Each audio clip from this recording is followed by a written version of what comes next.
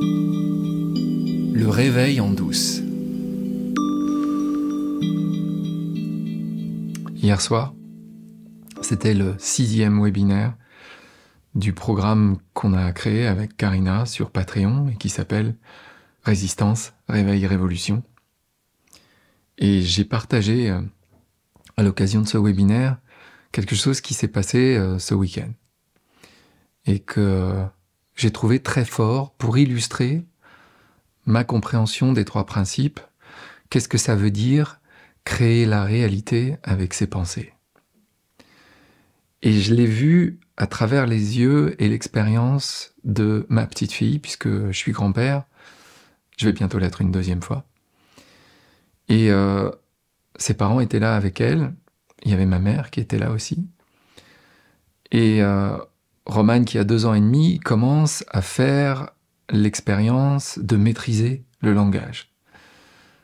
Et non seulement elle fait l'expérience du langage pour communiquer, elle est capable de dire des mots, elle est capable de communiquer ses émotions, de poser des questions, de dire ce qu'elle ressent, mais elle est aussi capable, comme nous tous, comme nous toutes, de créer la réalité avec son langage. Et à un moment où on était réunis autour d'un petit goûter, alors que je la vois très peu souvent, je la vois 2 ou 3 fois par an seulement parce que ses parents habitent loin. Et donc quand je la vois, elle ne me laisse jamais la prendre dans les bras, elle me fait pas de câlin, tout juste peut-être un petit bisou et encore parce que j'ai de la barbe et que quelque part je lui fais peur. Et elle m'appelle Dadou, ce qui est le condensé de Granddaddy, parce que j'essaye de lui parler en anglais pour utiliser la plasticité de son cerveau à 2 ans et demi, de manière à ce qu'elle puisse s'approprier aussi une autre langue que le français. Bref, on est là, et à un moment, elle lance un missile, littéralement. Elle dit comme ça, à la cantonade, « Dadou m'a tapé ». Elle regarde l'effet que ça fait. Et c'est ça, le langage créateur. Elle fait l'expérience de créer quelque chose avec son langage. Évidemment, je ne l'ai pas tapé. Jamais. Jamais je ferai ça. Et elle le sait.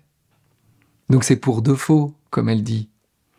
C'est pour de faux, mais c'est amusant de jouer avec le langage, surtout à 2 ans et demi. Et son innocence est totale. Mais nous dans le monde des adultes, nous qui n'avons pas toujours la possibilité de voir à quel point on crée avec notre langage, de voir à quel point on crée la réalité avec nos pensées. Qu'est-ce que ça nous fait? Alors on a rigolé, bien sûr, parce que l'ambiance dans la famille est bonne, parce que ma fille ou ma mère savent que jamais je lèverai la main sur Romane. Mais si ce n'était pas le cas, si ma fille pouvait suspecter que j'ai frappé Romane, qu'est-ce qui se passerait? Si pour une raison ou une autre, elle pouvait créer la possibilité que j'ai pu faire ça, les conséquences seraient considérables. Et c'est ça, créer la réalité avec ses pensées. Mais la réalité, c'est quoi? C'est une petite fille qui commence à faire l'expérience de la séparation. J'en ai parlé dans un épisode de podcast. Une histoire de grand-père, au moment où elle est née. Qu'est-ce qui se passe quand on est enfant? On fait d'abord l'expérience de l'unité, on est un avec l'univers, on est l'expression de l'univers, on est l'expression de ressentir ce que c'est que d'être l'univers. Et puis petit à petit, on va se sentir se séparer. Et cette séparation, il y a quelque chose de douloureux là-dedans, parce qu'il y a quelque chose qui fait peur là-dedans, parce que au lieu d'être un avec l'univers, on se retrouve seul avec les autres et avec le monde extérieur. Mais c'est une illusion, on est toujours l'univers. Il y a simplement quelque chose qui se met en place et qui est la première phrase de mon règlement intérieur, « Je suis Dieu qui adore faire l'expérience d'être moi ». Et en regardant Romane dire « Dadou m'a tapé », je pensais à Dieu faisant l'expérience d'être Romane et jouant avec cette expérience. Et si elle peut rester au contact, si au fur et à mesure de sa croissance, il y a des gens autour d'elle qui lui expliquent comment fonctionne la vie, que c'est avec ses pensées qu'elle crée sa réalité, sa vie va être complètement différente de ce qu'a été la mienne. Parce qu'elle aura eu le mode d'emploi et qu'elle saura comment l'utiliser. Puis il y a eu un deuxième moment. Dans cette maison où je me trouve, il y a un vallon en face, et dans le vallon en face, il y a un âne. Et une fois, quand elle est venue ici, il y a quelques mois, l'âne était en train de braire, et ça résonne dans tout le voisinage, quand il fait ça. Et elle était allée sur le balcon, elle avait entendu cet âne, et ça lui avait fait peur. Ce qui fait qu'aujourd'hui, quand elle vient dans la maison, il y a une pensée qui lui vient, et sur laquelle elle met innocemment son attention, parce que c'est relié à une sensation dans son corps. Ça me fait peur. L'âne, qu'il soit là ou non, le souvenir de l'âne lui fait peur. C'est pas l'âne qui lui fait peur. C'est le souvenir de la sensation que ça lui a fait d'avoir peur de l'âne. J'ai entendu dire, en regardant une chaîne sur les neurosciences, qu'il y avait 2 peurs primales avec lesquelles on naissait. Genre c'est dans le logiciel. C'est la peur du bruit, d'un bruit fort, et la peur du vertige. Ce seraient les 2 seules peurs qui seraient implantées à la base dans notre système par défaut. Donc évidemment, une petite fille n'a pas les moyens de contrôler, d'avoir la flexibilité dans la réponse par rapport à « il y a un bruit très fort, ça me fait peur, c'est quoi cette sensation de peur, je l'aime pas, j'ai pas envie de la vivre ».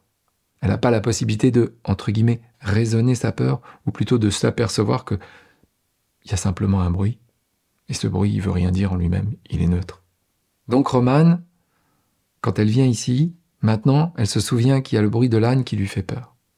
Et elle n'a pas encore la capacité de voir que la peur vient même si l'âne n'est pas là.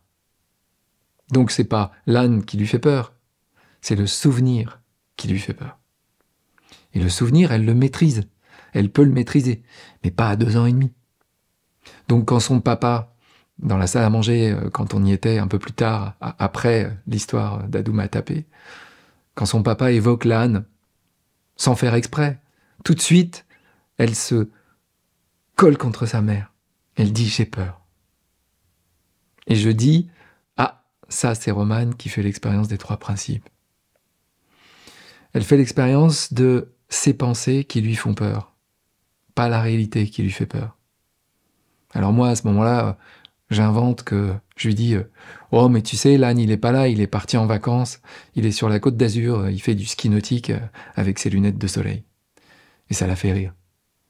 Puis ça fait rire tout le monde. Et du coup, ça crée une autre réalité que la réalité de l'âne qui fait peur. Et ce que Romane ne peut pas voir encore, c'est que sa peur, c'est elle qui la crée. Et de la même manière qu'elle peut créer quelque chose qui, pour elle, est excitant et la fait rire parce qu'elle regarde la réaction des autres, Dadoum a tapé, elle se rend pas compte que la pensée de l'âne, c'est la même chose. C'est quelque chose qu'elle crée. À l'intérieur d'elle-même, c'est pas quelque chose qui existe. C'est une sensation dont elle se souvient. C'est un souvenir qui lui revient. Un souvenir, c'est une pensée. Et une pensée, c'est ce qui crée notre réalité. Et si elle apprend, comme elle apprend à parler, si elle apprend à voir qu'elle a le choix de focaliser son attention sur les pensées qu'elle veut, celles qui lui font du bien, plutôt que celles qui ramènent la peur, son expérience de la vie n'aura rien à voir avec celle de la plupart des gens, qui ne savent pas que c'est comme ça que notre esprit fonctionne. À chaque instant, tu fais l'expérience de ce sur quoi tu mets l'attention. Tu le fais innocemment. Souvent, c'est lié à une sensation dans le corps. Tu n'as pas vu la pensée qui l'avait générée, cette sensation. Mais elle a toujours été là d'abord. Ça peut être un réflexe conditionné. Ça peut être dans tes cellules. Et dans ce cas-là, il va falloir faire le travail de réécrire le code, de manière à ce que tes cellules ne réagissent plus à cette pensée automatique, mais que tu reprennes la main sur ton expérience en mettant l'attention là où tu veux, parce que tu as compris que tu pouvais le faire, que tu pouvais choisir ton expérience plutôt que d'en être la victime. C'est ce que j'ai découvert pour moi-même, c'est ce que j'ai envie de transmettre autant que je le pourrais à Romane, et c'est ce que j'ai envie de transmettre à toi qui m'écoutes, à toi qui t'intéresse à mes partages. Quelqu'un me demandait ce matin, c'est quoi le but de tes partages? C'est juste ça. Faire briller cette lumière-là, parce que moi je le vois comme une lumière, parce que moi ça a changé ma vie, et que ce qui a changé ma vie, je ne peux pas m'empêcher d'avoir envie de te le transmettre. Et tu en feras ce que tu voudras, parce que celui qui détient la vérité, celle qui détient la vérité ici, c'est toi.